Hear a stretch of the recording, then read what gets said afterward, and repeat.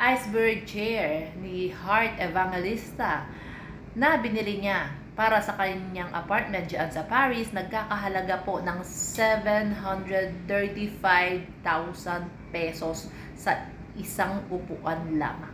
Imagine, isang upuan ang halaga 735,000 pesos.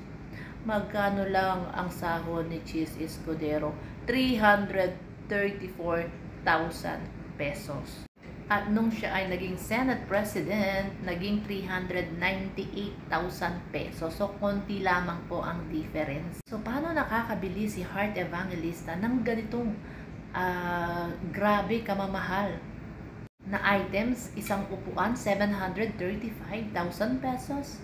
May ambag kaya tayo dito? Pero according to her, kung ano man meron silang mag-asawa, is pinaghirapan nila yan.